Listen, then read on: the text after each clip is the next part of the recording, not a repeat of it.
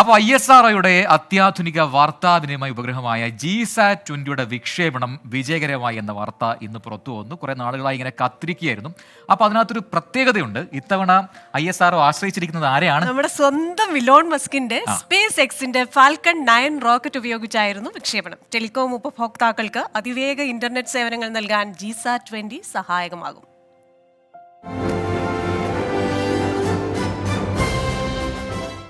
Three, two, one, ignition, and liftoff.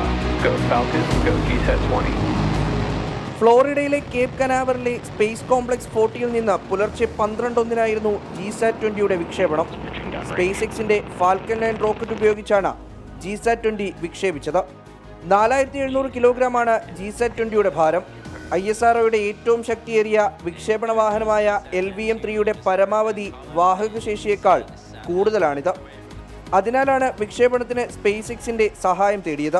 34 മിനിറ്റുകൾ നീണ്ട യാത്രയ്ക്ക് ശേഷം ഉപഗ്രഹം വേർപെട്ട് ഭ്രമണപഥത്തിലെത്തിച്ചേർന്നു. വിദൂര പ്രദേശങ്ങളിൽ ബ്രോഡ്ബാൻഡ് സേവനങ്ങളും യാത്രാ വിമാനങ്ങളിൽ ഇന്റർനെറ്റും നൽകാൻ GSAT-20 സഹായിക്കും. ആൻഡമാൻ നിക്കോബാർ, ലക്ഷദ്വീപ് എന്നിവിടങ്ങളിലും അതിവേഗ കണക്ടിവിറ്റി എത്തും. 8 നാരോ സ്പേസ് ബീമുകളും 24 വൈഡ് സ്പേസ് ബീമുകളും ഉൾപ്പെടെ 32 യൂസർ ബീമുകളാണ് ഉപഗ്രഹത്തിൽ സജ്ജീകരിച്ചിരിക്കുന്നത്. ഇതാദ്യമായാണ് ISRO അതിൻ്റെ വാണിജ്യ വിഭാഗമായ ന്യൂ സ്പേസ് ഇന്ത്യ ലിമിറ്റഡ് വഴി സ്പേസ് എക്സ് റോക്കറ്റിൽ ഉപഗ്രഹം വിക്ഷേപിക്കുന്നത്. 24 ചെന്നൈ.